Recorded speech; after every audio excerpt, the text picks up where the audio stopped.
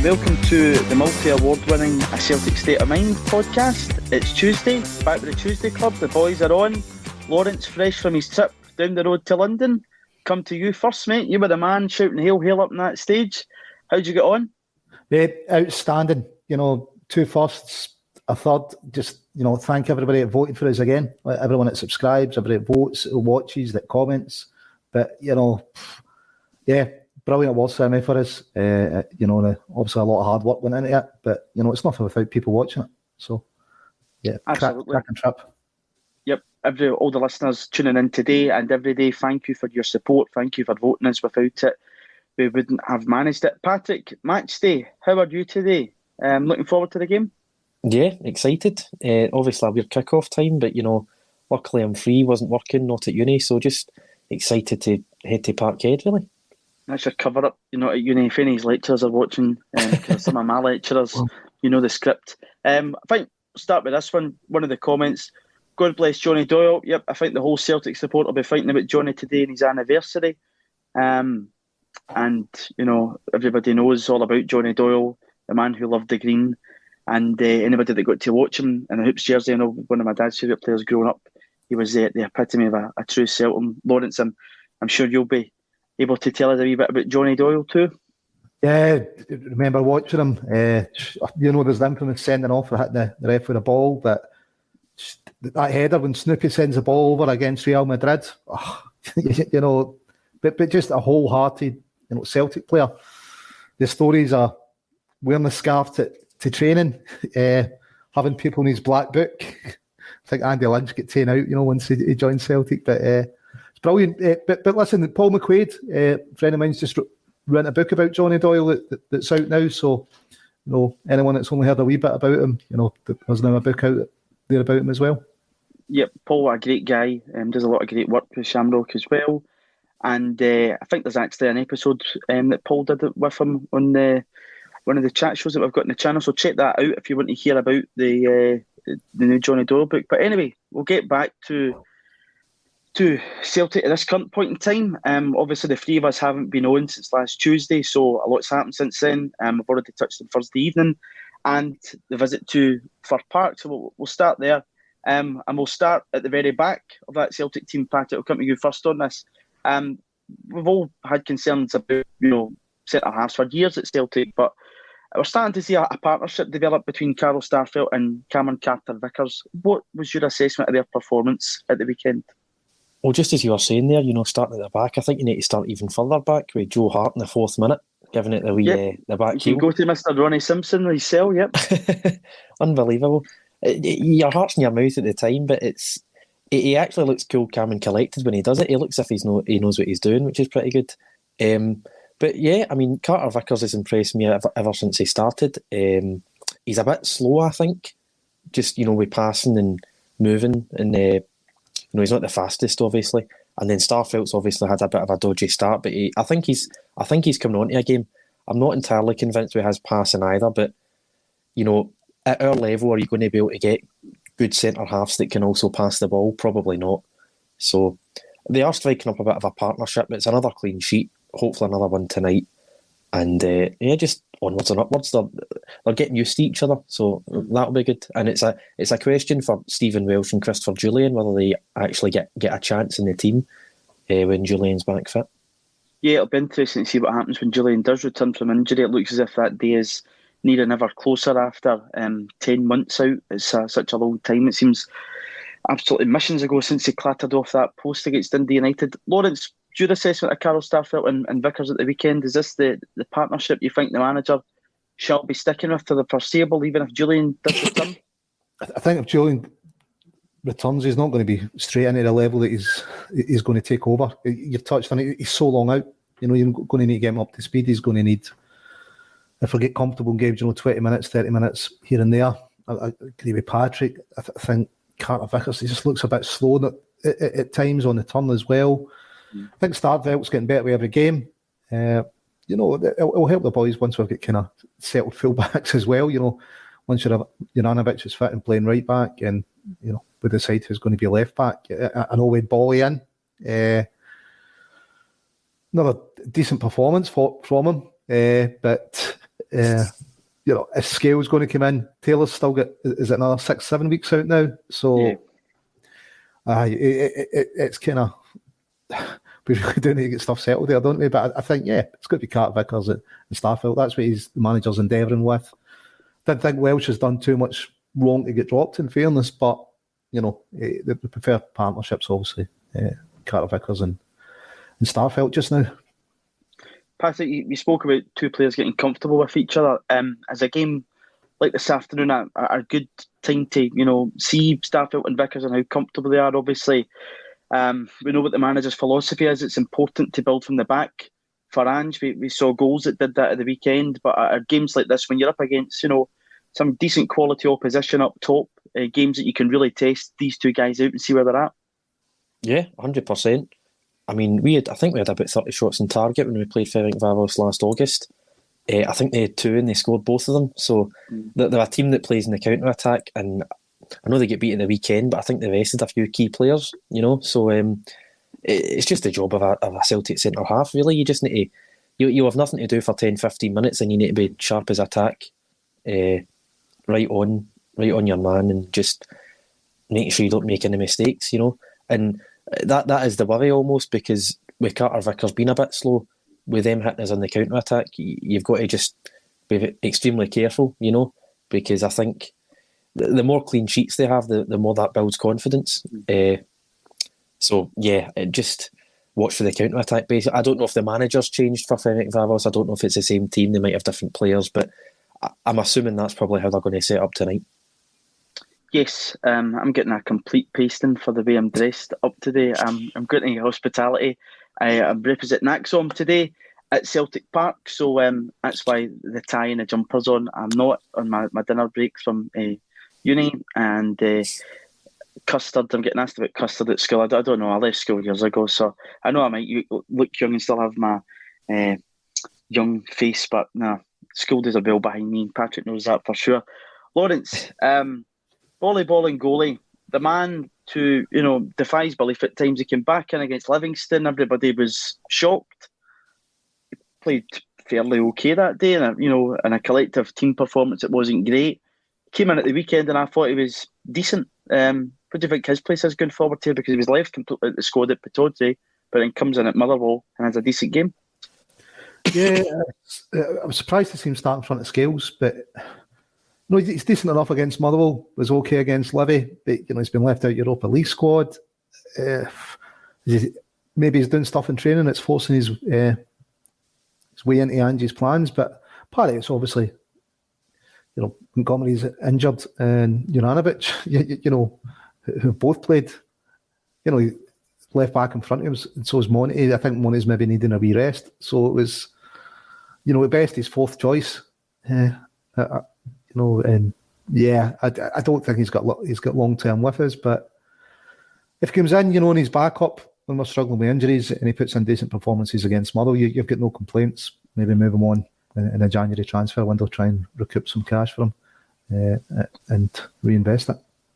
Patrick, would that be what you would want to do, or do you think that we're now getting, some of the money back of the player that we got? Of course, I think a lot of us do forget that he was brought in to be Kieran Tierney's replacement. I watched Kieran Tierney last night against Crystal Palace and with St Edward. Do you think there's a player there that we can get a bit more out of in volleyball and goalie? I'm sure Ange probably thinks that. Ange will probably think he can get a decent player out of anyone in the squad.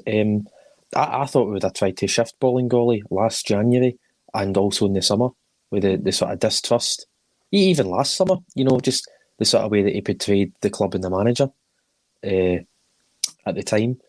But we've kept him. He started 2 games. He's starting ahead of Scales. I don't know if Scales, isn't fit or, isn't good enough. I don't know. I've only seen the sort of 15-minute cameo substitute that he had a few weeks ago. But he obviously... I don't know if it's a matter of putting him in the shop window, but he's certainly playing him ahead of... he played him ahead of Montgomery against Livingston and ahead of Scales on Saturday there at Motherwell. So, I don't know. It might just be a shop window thing, but if Ange can get a player out of him, I don't think we should necessarily sell him. If he ends up being our first choice left back, then so be it, It's good to have four options. Lawrence, do you think obviously Adam Montgomery picked up a knock and that's why he didn't play on Saturday? I think he might have probably started the game on Saturday had he not taken that knock. He obviously set up the goal at Pittodrie. Today, this afternoon, Bolly Bolingoli isn't in the squad for Europe, wasn't included at all. So it will be a different person at left back. We know that for definite today. I think Montgomery is fit. Do you think that Scales will eventually get his chance? Or, after that performance at the weekend, is it a case of Bolly Bolingoli against St Johnstone at Celtic Park on Saturday? Yeah, I think he's definitely in front of Scales, isn't he? But yeah, Montgomery hopefully is in for tonight. There's no reason he wouldn't keep his place if he's fit, though, is there? It's both of them are kind of Scales and Bolingoli are right down the pecking order. I know Taylor's out. We played Juranovic. They played Montgomery there, so they're fourth and fifth choice. Scales, he had 15-20 minutes. He looked okay. I think it was a bit confusing in his position, but he looks confident on the ball. He's good with the ball at his feet. He can find a player. From his YouTube reel, he's a danger at set pieces. So I think he will eventually get his chance. He's just going to have to bide his time. And it may be that's the way Ange's going to bleed them in 15-20 minutes here and there.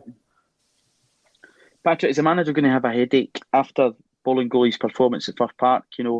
Arguably, you can't drop him after that. But then today, he's obviously he's forced into making the change, and whoever maybe plays there today might have a great game this afternoon. How does he cope with that, if that is going to be the case? Because you might have two players that have really good games. Who is it you stick with? Is it the person that played well domestically, or is it the person that played well against a decent side against Ferencvaros, if that is the case this afternoon? Well, I mean, he's probably not thinking about that yet, because obviously tonight's game hasn't happened yet. You just don't know. Montgomery could start tonight and pick up an injury, and then you're left with Bolingoli. Scales could start tonight, have a brilliant game, and then he starts against St Johnstone on Saturday. You just don't know. I don't think Bolingoli was a particular standout against Motherwell on Saturday. I thought he had a good game. He didn't. I don't think he got forward that much, but he sort of done his job defensively. Joined in attacks as well. It was more a collective effort, I think, in terms of him. Definitely not an individual performance. No. Definitely agree with that. So I don't think it was like, this is a standout performance, he must play.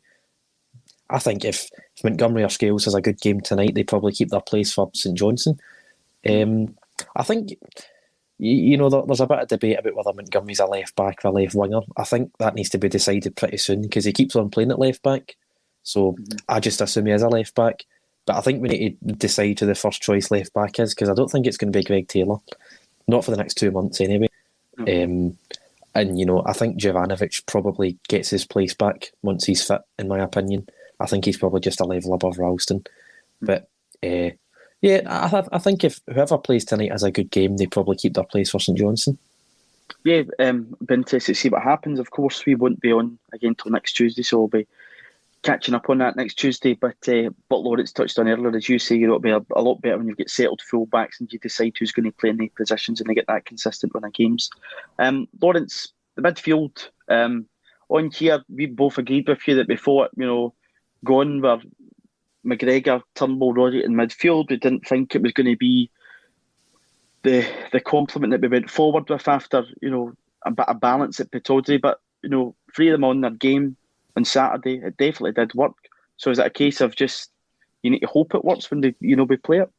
Look, listen, it's worked against kind of lesser opposition, shall we say. That's when it's clicked. When we've come up against tougher opposition, that's when we've run into problems. So, they would need to improve a lot against better oppositions. I mean, tonight's a chance. If that's the three it's chosen, it's shown that it can do that.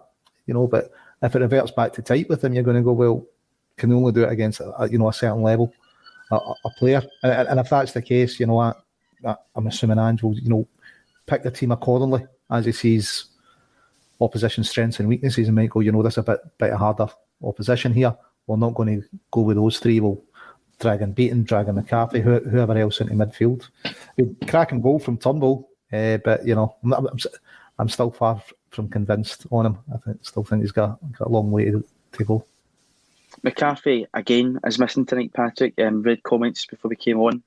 which is a concern due to the length of his contract and how little he's featured so far. But again, we do want him to be fit and be an option for Ange. What's your thoughts on this midfield? Free, I thought McGregor for the whole of 90 minutes and Saturday was outstanding. Rogic, the ball through for the Jota goal is terrific, and Turnbull's goal, right in the postage stamp was a cracker. What was your thoughts on the three of them?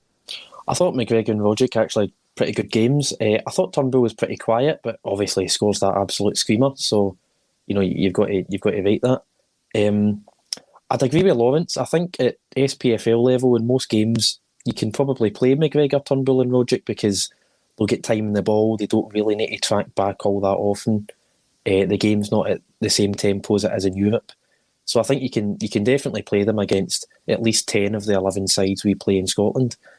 In Europe, you just can't have passengers, especially against teams like Leverkusen. We found that out. You need guys to track back. You need numbers, especially counter-attacking teams. Teams are going to play that sort of football at Celtic Park. So I don't think there's much between them, if I'm being honest. But I don't think you can start them both. 1 week Rogic's a bad guy, the next week Turnbull's a bad guy.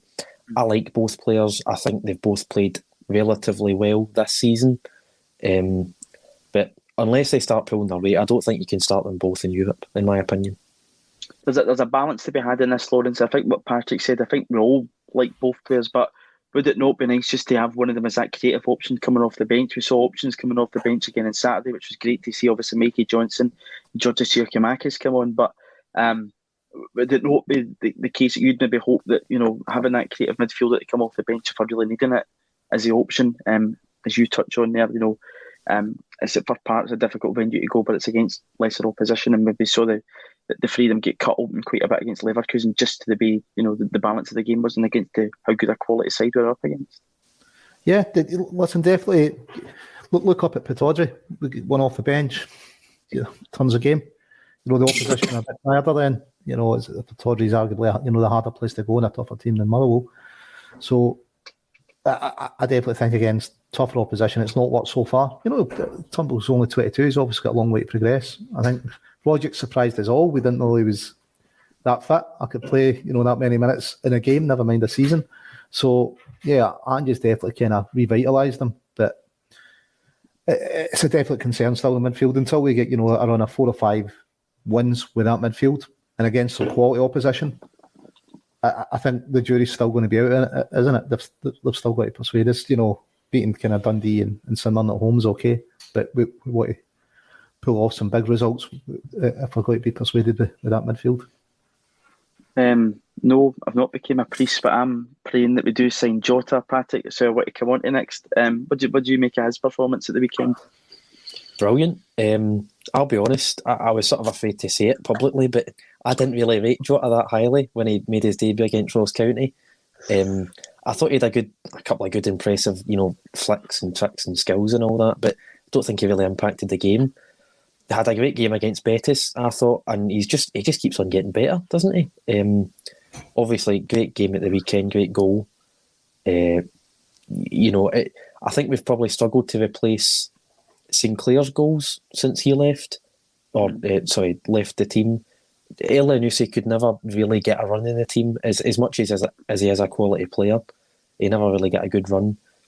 So I think if he continues his form, I think we pay the 5-6 million or whatever it is buyout clause because he's brought his parents over here. He's obviously having a good time. He wants to sort of show how good he is to both us and his mum and dad. So I think it'd be a good move for him because I don't think it's really working out at Benfica, whereas it's obviously working here. And, we'd love to have him and his George Michael here. Yeah, you just got to have faith, haven't you? That he's going to perform like this all the time. Aye. I thought we were going to come in with that, Lawrence. We always had faith. So have you got faith that we might move quickly? Because I think we will need to move quickly, I hope, in January to try and get this deal over the line because other people will be watching this. And this laddie will not go unnoticed in circles around football, I don't think. I'd be surprised if we weren't moving it just now, because you can pay and then just kind of register the permanent transfer when the window opens. So I'd be surprised if we weren't doing that at this moment in time. surely as a club we're not going to leave it. Just go, right, he's doing well, and we'll just tie it up in January. I think we'll be moving on it just now. I know kind of Michael Nicholson's got a lot to do on his plate, but surely this is one of his top 5 priorities at the moment. Get that boy tied down. I mean, the deal's already signed. Really, agreed in principle, isn't it? It's just saying to the player, right, would you join? And here's the contract that's going to be the permanent contract for you, which I'm assuming is all agreed. He's just going to kind of put pen to paper on it, and then we can register him as permanent rather than loan player. Yes, so, but I think we do. But we've got the option to bind. Whoever had the brass neck to ask that question, good on them, because thankfully we do have that option. Another player though that is ours, permanent deal, money well spent, I would say so far, is Kyogo Furuhashi. Pass it over to you first on this. We see his, but his defensive work first on Saturday, wins the ball back for that first goal. Had a lack of touches at the start of the game, just like he did at Motherwell, but he grew into the game, I thought, the second half a bit. Just one of those days for him that he's just not getting service. Not really any concern, is it? And you saw he's great, his effort, he just keeps going, and he's just, I think that really lifts everybody around him when they're playing with him. Yeah, he's full of energy. I'll be honest, I didn't actually watch out for this in the game, but players like Kyogo, their movement off the ball, it can drag centre-halves and full-backs, it can drag them wide, create space for other players, So, I mean, I don't know, I wasn't watching the game that closely, I'm not analysing the game when I'm watching it, I'm just trying to hope Celtic score, but maybe he's doing that, I don't know. But yeah, quiet game, but I don't think there's any doubt that he's our first choice. Giacomakis came on. He had a chance where he probably should have had a shot, and he tries to square it, and it doesn't really work. And he turns in the box and he creates space for himself. So he's obviously got something about him. But no, Kyogo has to start. I think on Jota we probably do a first refusal. I'd imagine that's probably in the contract somewhere. I'd like to think it is.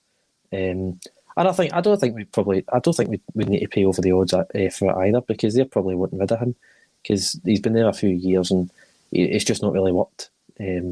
But yeah, I mean, I'm hoping Kyogo scores a few tonight. Yes, hopefully he gets back in the score sheet. He seems to like a goal in Europe. Lawrence, it is just a joy to watch Kyogo, and even in a game that Patrick said he is quiet, and you see he's moving off the ball, he just brings everybody up around him. And I think Giacomakis, we saw something a bit different when he came on Saturday. Maybe lacks a wee bit of confidence there. He's just trying to, mix in with his teammates. But I think there's positive things that he gives us certainly something different from Albi Ayeti, doesn't he? Yeah, definitely. Listen, he's 2-3 months behind the rest of the teammates, so it will take him a wee bit to go up to speed. Kyogo, as you've touched on, he's got that infectious energy. I don't think anyone's in doubt he's a number one starter. Hopefully Giacomakis gets some minutes this evening, because I believe Fardy aren't almost as bad as us at defending set pieces, shall we say. So it's something that hopefully Angie's going to look to exploit. But yeah, Kogo's definite number one.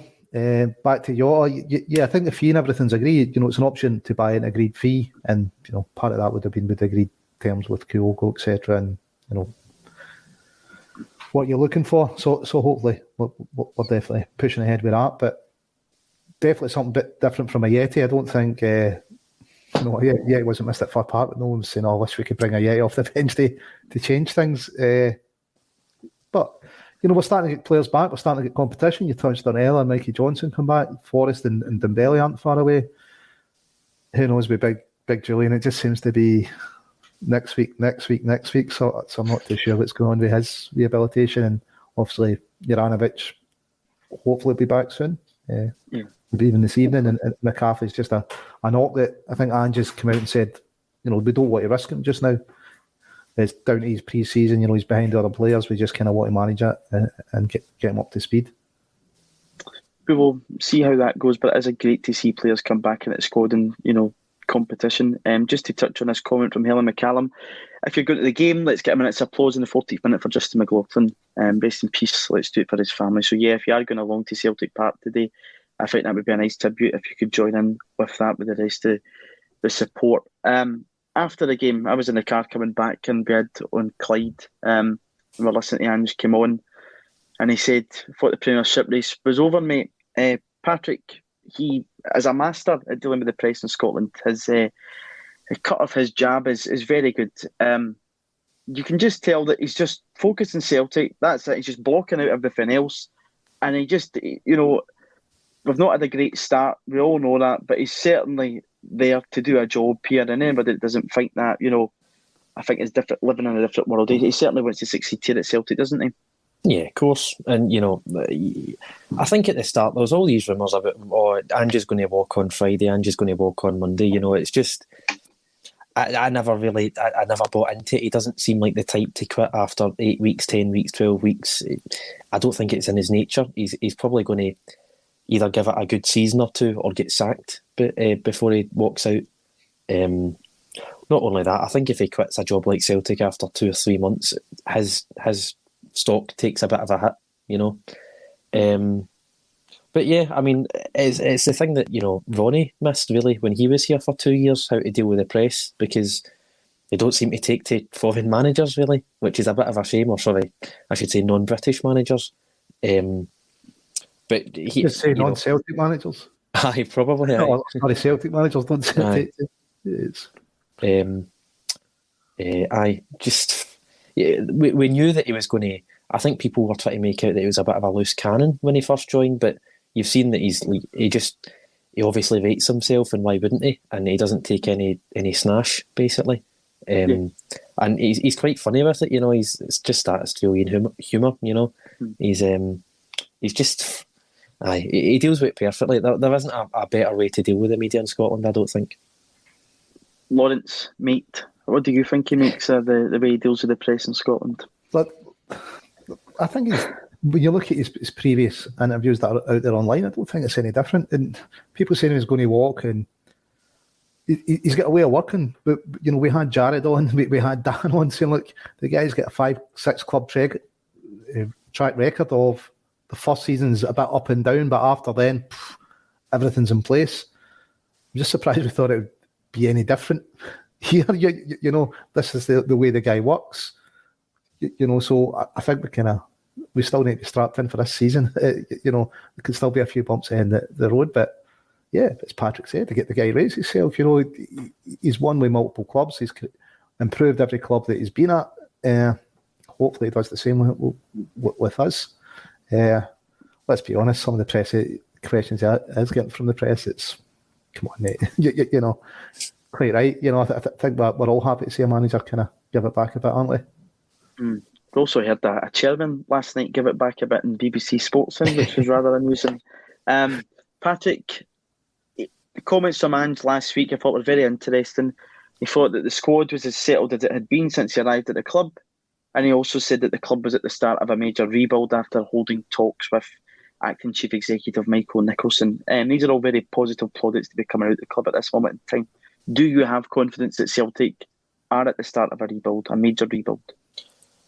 I have confidence they're at the start of it, yes. Whether they get it right, I don't know. They've not got it right in the past, I don't think. I think they've done really well in the short term in the past. They've got the right guys in and they've backed them with money.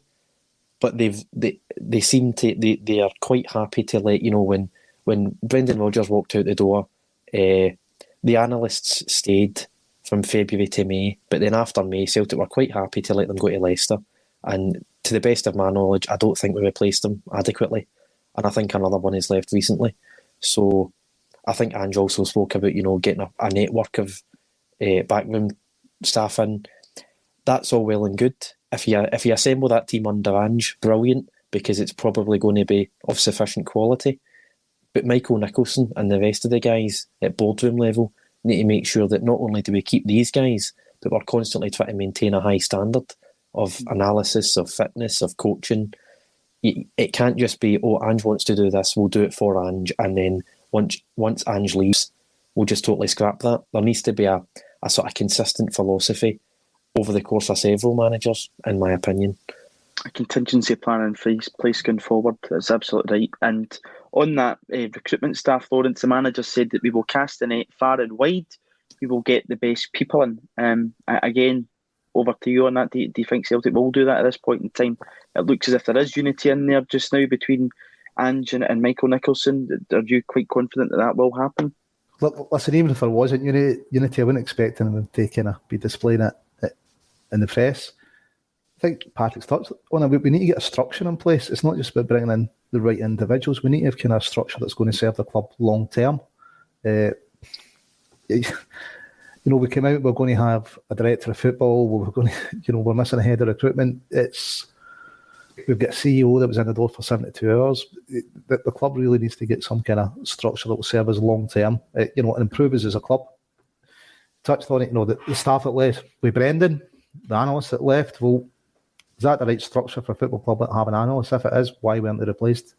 Why do we have to wait to get a manager that goes, actually, we need some analysts in here to make us better? Anton's come in as a head of sports science. I think Ange has made some positive comments about him already. Really, were we running without that? It's just crazy how long kind of we ran without it.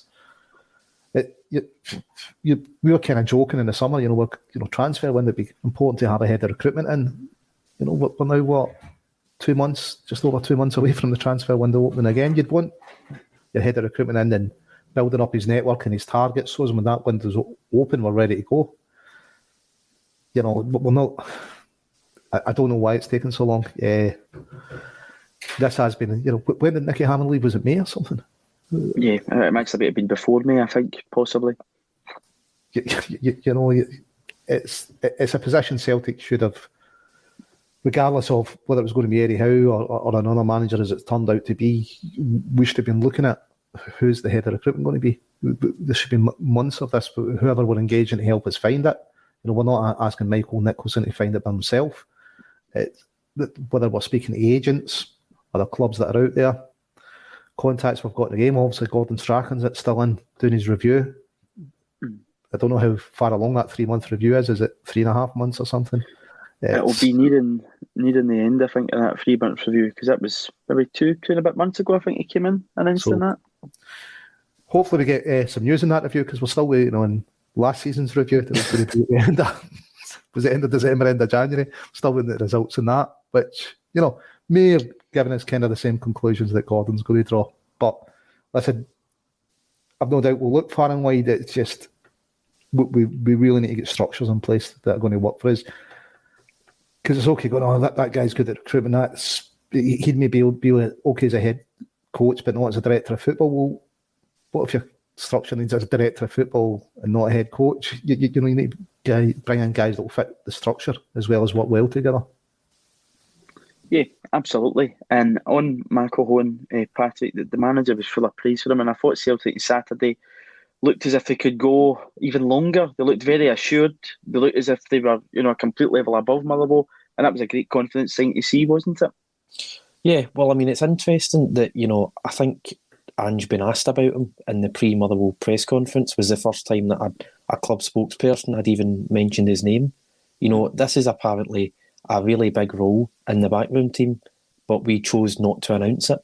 It was announced by the press, and, we didn't put it out on our official channels. I don't even know if he's on the club website as a sort of backroom staff employee sort of thing. So that was disappointing personally, because I think these are, if the club's going to take these roles seriously, then these are the sorts of things that they should be announcing on social media, because you're talking about guys like Ralph Rangnick going to Newcastle as sort of head of the football department.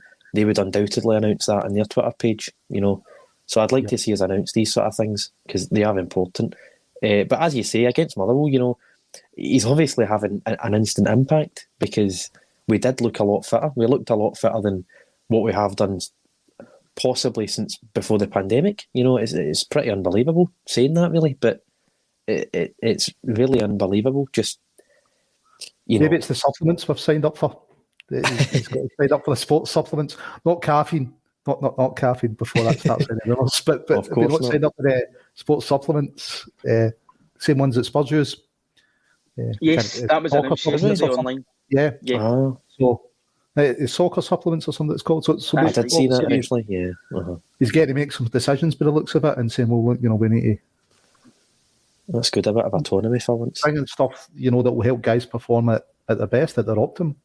Mm-hmm. Yeah. I think candles will be getting lit at the ACSOM studios because I'm now Father Declan, Tony's the parish priest, and the Pope is Paul John behind the scenes. He's smirking as he sees that, so there you go. Yes. To go on from that, we're talking about fitness here, but again, we're playing here on a Tuesday and we're going to have all the way through till Saturday, which is, something that we've not had the pleasure of doing for a long while. How much do you think that will benefit the team, Patrick? Because, the managers probably had very little proper training sessions with the team, being able to work on shape and other things. Again, it'll just be a case of finish a game on a Sunday, get back ready for the Thursday game or whatever else. But we've got this Tuesday to Saturday through, which I think should probably help the team and as a collective. And there seems to be a great level of morale in that team, which is seen at the end with it as a collective celebration. It was great to see once again. Yeah, not only have you get the three full days before the weekend fixture, but you've also got several hours after full time tonight. And, you're probably counting every hour when it comes to a player's recovery, day by day. So, instead of maybe a light session or sort of doing a normal training session by Thursday, I don't know. I'm not a football coach. I've never been to football training, but, I'm sure those extra hours probably count for something. And, with the new sort of head of fitness, the ex-Spurs man that's come in? Is it? Sports science. Sports science? Well, sports science. He'll be on top of it all, won't he? So I'm hoping that we look just as sharp as we have done at the weekend against both tonight and at St Johnstone, because every game's a cup final, really, isn't it? When you're sort of chasing down the top of the table and you're trying to claw back a few points in the Europa League. It is a cup final, and there's a great run of games here that we can get confidence in and pull a run together. I think if you're looking at the season as a whole at this moment in time and saying, Pittod's away before an international break, coming back and going to Fir Park and getting the maximum 6 points from it, you get it out the way. We've also went to Tynecastle, we've went to Ibrox, we've went to the Spaghetti Ad, places that struggle at are always tough venues. And once we get the game at Easter Road out the way, it's all going to flip and you're going to get those teams back at Celtic Park, and that's where you're hoping you're going to pick up results in. We touched earlier, Lawrence, in terms of the manager and his approach to games and how he views games. He was asked about his philosophy yesterday for anybody that missed it, and he said that he's sticking with it. And to quote him, he said, "My view on that is, if you're a strict vegetarian, you don't drop into Macca's just because you are hungry, mate. This is what I believe in." I think that we're all fully behind him, and he's not going to change for anybody. I'd be quite positive that through this next run of games that he will get the results that we require, because I think it's looking good at this moment in time, and I've got a renewed confidence. It wasn't ever really skewed, but I was considering it a away form that we can pull a run of games together and go on a run. There's a wee win at Easter Road playing Ange ball. I think it'll go a long way to persuading everyone, won't it? It's been a long time since we've had a great performance at Easter Road. I'm not surprised he's not going to change his philosophy. I've touched on it before earlier in the show. But we will want this is the way the guy is. The first season's a bit up and down with it, but this is what he plays. Just stick with him, because anywhere else has been, second season onwards, it's amazing. So hopefully he delivers results a bit quicker for us, but who knows? It's 2 away wins. He's certainly kind of stopped the Celtic camp on away from home chat. Europe, to be honest, I'm not that bothered about this season. I think it's all about winning the league back this season. If we do that, if we do that and we finish bottom of the group in Europe, who would care at the end of the season? For me, it is all about win the league and get ready for the second season of Ange Ball and the Champions League. Patrick, one of the factors Ange Ball just now is this. We're linking it, something that Kevin's touched on in the comments. Are these good links to have, and seeing that you're finding some links with other football clubs and modelling a bit. Spurs for the past few years, cracking big new stadium. A couple of high-profile managers, obviously Pochettino now at PSG, and the club, moving forward as one of the top teams in the Premier League in terms of everything they've got at the disposal? Is it good links for that to see for you that we've got links with football clubs like that and we're kind of modelling at times and bringing players to the club? Yeah, it is. A lot of Spurs' success, funnily enough, is basically based on Luka Modric and Gareth Bale going to Real Madrid, and they've managed to invest that money incredibly well, build a completely new team that challenged. I think it was the year Leicester won the league. They challenged for the title. I think the following couple of seasons were pretty good as well. They've built the new stadium. They've been in the Champions League. Daniel Levy's obviously done quite a good job. I think he is the English Premier League version of Peter Lawwell. So maybe that's where the connection has been struck up. Drives a hard bargain, gets the best deals. Sometimes he misses out on some, but overall he does a good job. I mean, we already sort of had the Man City link, didn't we, with Peter Lawwell's son, and we've got players almost every season. Which no complaints from me. I'll happily take a few Man City academy graduates, develop them for 2-3 years, sell them on. But the more links, the better, because it's certainly the league with the most money, which means these guys don't throw their money away. They've got the best sports science, the best stadiums, the best coaches. They've definitely got the best managers in the world, that's for sure. They've arguably got some of the best players in the world as well. So having links with these guys, just sort of getting some of their knowledge, just having chats with them every so often, we'll pick stuff up and it can only benefit us, really. Yeah, absolutely. Let's go to Ferencvaros. We've spoken for 40 minutes about Motherwell at the weekend, but we've got a game that kicks off in just over 2 hours' time. It seems a bit strange to be saying that on a Tuesday afternoon. Lawrence, last time out, obviously Celtic were dumped out of the Champions League qualifiers by them.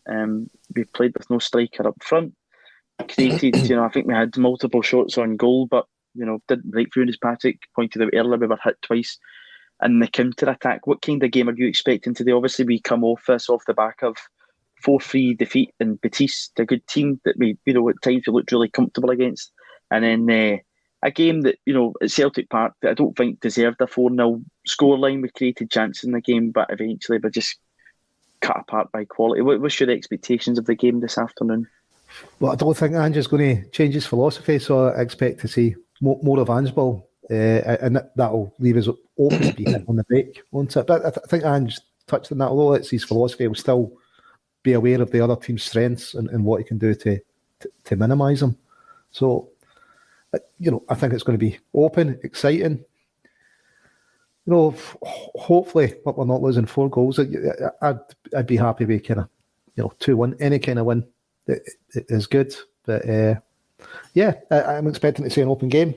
More importantly, I'd be like to see kind of Giacomakis get more minutes on the pitch and some of the returning players maybe coming on as well and get more minutes in their legs, because we do need to get the guys up to speed for the league. Patrick, what was your thoughts on this afternoon? It's going to be a tricky game. It's the team that you looked at when the group came out and you were hoping that this would be the team that you'd get a result against. It's obviously a very tough group with a top quality Spanish and German side. But what's your expectations of this afternoon's game at Celtic Park against Ferencvaros? I'm just thinking back on the 2 results that they've got. They've scored against both Leverkusen and Betis, so they've obviously got a goal threat. They scored 2 against us. I remember them vividly. It was a sort of a ball out from a corner, and all our players ran in the wrong direction, apart from Scott Brown, I think. And it was a fantastic strike.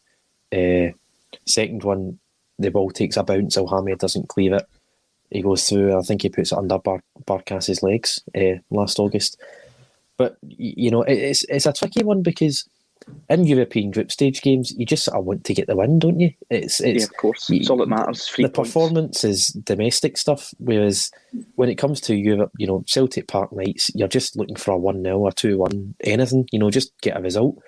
But with a team like Ferencvaros, we're streets ahead of them in terms of money.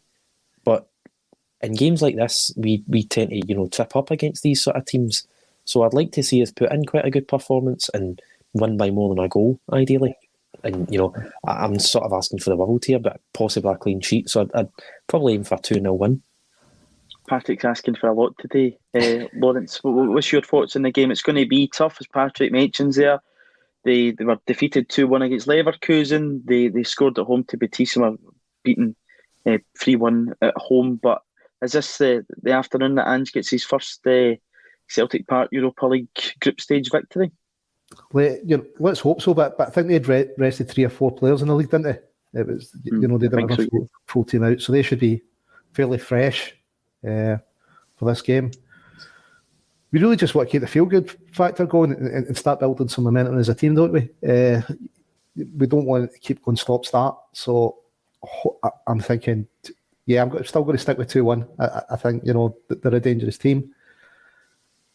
If we can, 2-1 and get some of the returning players 20, 30 minutes on the park, happy days.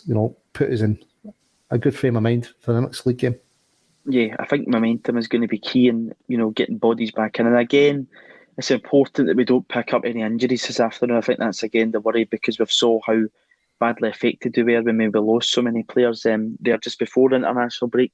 Patrick, Callum McGregor, likely to start today, the Celtic captain, is the only player expected to start today that actually played last time out against Ferencvaros last August. That's an incredible turnaround of players. It's an incredible turnaround of squad. I think that really typifies where we are at just now in terms of how much has changed since that point in time, isn't it? 100%. Hopefully we'll start a striker up front this time as well, playing people in their correct position. From memory, I think it was probably Elyounoussi, Forrest, Julian, Frimpong, Barkas, players like that. I think Taylor played that game as well. Might have even played a back three that night. I'm not entirely sure. Scott Brown as well. It is strange that there's only one player out of 11, but it is necessary because Elyounoussi, he had a decent spell, but time was up, and we probably weren't going to pay the money for him after his second season. Forrest injured, Julian injured, Frimpong get good money for. Barkas disaster, Brown had to be moved on. It's just in an element, it's modern football having such a high turnover, but at the same time, last season was such a disaster that clearing the decks was probably necessary, and hopefully it's worked for us, because that performance last August just wasn't good enough. We had a lot of shots, but I think 2/3 of them were off target. Most of them were Ryan Christie's, so to get a fresh group of players in that the manager wants is probably a healthy thing and puts us in good stead for a victory. Lawrence, if we can pick up the victory this afternoon, would you be confident that we've got that possibility of getting European Christmas after football, and possibly either, it might be too tall in order to ask second place in Europa League, or the third place, which is an avenue that is brand new this season, but would guarantee European football after Christmas? Would you be confident we could possibly get that? Well, listen, if we beat them tonight, you're looking at going away, beating them twice, and it should guarantee it, shouldn't it? Even in a win and a draw against them, in all likelihood, you'd still fancy us to go through. We are finished kind of third on the back of that. If European football after Christmas is a big target just now, for me, it's all about the league. We've still got a really thin squad. If we're playing in Europe after Christmas and it's another 4 games, it's another 4 games with wrist injuries. They'll be asked the players to do more. There's less time working on the training pitch. So, I wouldn't be fussed about if we didn't make Europe after Christmas this year. I think, really, I've been saying it all show, but it's just focus on the league. I'd like a win tonight, keep the momentum going, and as Patrick said, come in it through it injury-free. That's all it's about for me tonight. But, European football after Christmas, I think it could be more hassle than it's worth, especially if, depending on what kind of numbers we bring in the January transfer window. We've never brought in a great deal of signings before. Maybe things have changed now. Perhaps Michael will decide to loosen the purse strings in January. Perhaps Ange will have persuaded him, and the injury crisis earlier this season will have persuaded him exactly how thin this squad is. Patrick, Lawrence said that it might be more hassle than it's worth. Could it also be in the flip of that if you do bring a good number of players in January, it gives them the chance to experience European football with Celtic, post-January, which should prepare us. We all, of course, want to be successful this season and win the league title back. And then what that would then bring after that, because, in terms of Champions League, not to get too ahead of ourselves, but we saw Bayern Munich, obviously, is one of the creme de la creme teams of that Champions League, give Leverkusen an absolute tank in there. So there's obviously still a big bridging gap divide between us and that level, and that would be the level that whoever wins the SPFL this season will get to go in at. Would it possibly be a small confidence booster for some of the players to just taste that Celtic Park atmosphere post-January, to get that European night just before we maybe get to that stage, and possibly prepare us even further down the line for those qualifiers next year, or possibly, direct entry? Yeah, I'm afraid I'm going to have to disagree with Lawrence on this. I do want European football after Christmas, definitely. Not even just to bed players in with the atmosphere and stuff like that. I just think, you've always got to. I think we all get very wrapped up in 10 in a row, and that was the goal for from the first year to the 10th year. For 10 full years, that was the one goal that we all had. Whereas now it just seems to be season by season, let's win the league. I think you need to be constantly improving. You need to be constantly looking to build, and I think I've had a look at who's second, because if we finish third, we play a second placed Conference League team in a playoff. It's teams like Basel, teams like Jablonec. My mind's gone blank. I think LASK. I think they're second place as well. So I think these are teams that we can give them a game. I think Jablonec, we can definitely beat them over two legs. We've shown that. All of a sudden, you're in the round of 16 and you're 6 games away for the final. So I just think you've got to go for it. And I think we're more than capable of getting a win tonight and a draw away from home. And if we do that, Ferencvaros need 4 points from 2 games against Betis and Leverkusen. And I don't think that's going to happen. So I just think you need to aim for the win tonight, and then all you need is a result away from home in 2 weeks' time. Patrick, Lawrence, is there the possibility that if we do say qualify for European football after Christmas, that the domestic games might just take care of themselves? As Patrick say, you'll play teams at a decent enough standard of level that the players will be up to that level, and the domestic games will just take care of themselves? Or are you still adamant that your focus should just be in your domestic game? No, it's definitely a possibility that they might, but there's also a possibility, you might lose 3 players on injury in the European game. You could lose, say, Kyogo, McGregor and Juranovic, and then all of a sudden you're going, oh, wait a minute, has this been worth it if they're out for a couple of months each? So, it's all about the risk you're going to face, isn't it? There's definitely, I'm not saying there's no benefit to being in Europe after Christmas. What I'm saying is I think the benefit on balance of being able just to concentrate fully in the league. We've got a thin squad. We know we're susceptible when injuries come in, that the team performance dips. So reducing that risk, I think, and concentrating on winning the league for me is more important than 1 or 2 games after Christmas in Europe. I think I'm inside the probable Patrick in this one, that if we do our due diligence properly in January and expand the squad, I know a lot of people would be confident in us actually doing that, but if we do that, there's no reason why we can't go into the conference and give some teams a decent game and actually put some kind of run together, and possibly start a new chapter in terms of European football for Celtic. But to close, Patrick, I'll come to you first on this. What would be your starting 11 for this afternoon? Well, it's going to be out in about 45 minutes, so I better hurry up. I'll go for Hart. I'm a fan of Montgomery, so I'll go for Montgomery, because Scales also, he's only played 15-20 minutes, so I can't see him being dropped in. Carter Vickers and Starfelt, I don't think he'll change that. Ralston, I think he probably will go with McGregor, Roderick and Turnbull, because I'm just not sure about Beaton. He lets the team down far too often for me personally. I know he does that at centre-half, but the red card that he got in July against Midtjylland, that was something off the ball, so he could easily do that in midfield. McCarthy obviously not fit. Sorrow would be good for a booking or something, so within 8 minutes. So I think he'll probably go McGregor, Roderick Turnbull.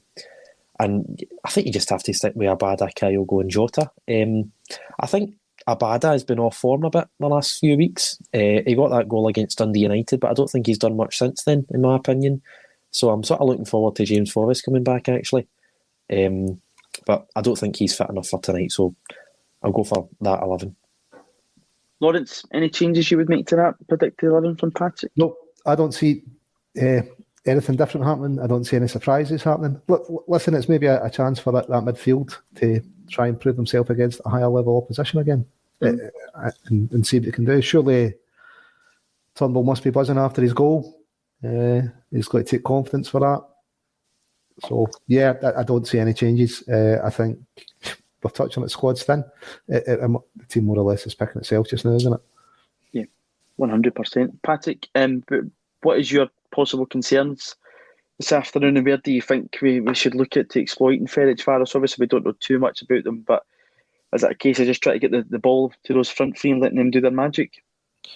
Yeah, I think so. I know, I think comments have came in saying they're a different team. I can't see them being that different to the way they set up. They'll probably want to defend most of the time, try and hit us in the counter. I don't think they'll set out to dominate the game. I think, it could end up in a 5-5 if that was to happen. So, if they're sitting in, I think when they get chances, it would certainly, that would be Ange ball in full flow. I think, we'll have them camped in their final third, the last 18 yards. And I think the last time, most, if not all of our shots were from outside the box. Even our goal, I think, was from outside the box. So I think getting shots inside the box is probably the main thing. Getting Jota, Abada, Ralston and Montgomery to the byline, cutting it back for people like Kyogo and Rogic. I think that's the priority. And, Turnbull recreating his goal from the weekend, probably quite unlikely, but it would do us a favour because they're good at keeping people out of the box, and that's probably where we're going to hurt them. I think that would be nice, Lawrence, especially if we're 2-0 up and Turnbull has a buzz and it ends up in the top corner. But is that a buzz what's your thoughts? A swaz, I'm forgetting about his new word. A swaz, have a swaz. What's your thoughts on it, Lawrence? Much agreement, Patrick, that, it's just like get the ball up to those front three and let them do their stuff, and hopefully, as you say, that the three in midfield can show that can work against, a higher level opposition as well. Yeah, listen, I think we're going to have most of the ball and, probably played mostly in their half. But, when they do have the ball and then it transitions to us, I think, we just need to be quick with it and move it quicker up and don't let them get set in behind the ball and restrict this to shots from outside the box. It is when we win the ball back, just kind of get a quick attack going, that midfield three moving on to the front three and hopefully Kyogo, does his stuff. Hopefully Kyogo does do stuff. Patrick, are you confident tonight if we get the victory that we can go on a run of games and get to this international break and put a good run of games together, and there'll be a renewed confidence all around the Celtic support? Yeah, it's just another opportunity to build momentum. Take it game by game, get another clean sheet, try and progress in Europe. There's so many opportunities for the manager, the team, the club tonight just to sort of take another step. And it's probably my last opportunity to say it, just to remind people about the 14th minute. Make sure give it a round of applause for, I think his name was Justin McLaughlin. But yeah, looking forward to it and hopefully a 2-0 win. 2-0, Patrick's going with. Lawrence, what's your predictor? I'm not saying because I don't like to do them because I always get them wrong. So, Lawrence, we go 2-1 for the Hoops. 2-1 Celtic. Just to remind everybody, thanks to everybody again for tuning in and for the support. If you subscribe on YouTube, you have the chance to win a signed and framed Bobby Lennox print if you want to check out to see what that looks like. It's up on Twitter, but it's absolutely free to subscribe. It helps more of the content produced, not just in ACSOM, but in the rest of the channels happen. And all I can really say to you both is thank you both for joining me. I hope you both enjoy the game. I hope everybody else tuning in and enjoys the game. And once again, thanks to everybody for sticking with us through the whole pandemic and everything through, because without your support and voting for ACSOM, we wouldn't have been as successful as we were last Thursday. And Lawrence, I don't think, would have had a good night out. Mate, every night's a good night out when you're out with me. But last Thursday was great. And you've touched on it. The show's really nothing without people listening, subscribing, watching. But, a treble of sorts, 2 firsts and a third. Fantastic night. And hopefully we can repeat it or improve upon it next year. Hopefully we can improve upon it and repeat it, and hopefully that run of victories at this moment in time continues on. Paul will be back with the pre-match build-up. He'll be on pre-match, half-time, full-time for reaction, so be sure to tune in that if you're not going along, or catch up with it later on when you come back from the game. But to everybody for tuning in, thank you for watching A Celtic State of Mind and One Hoops.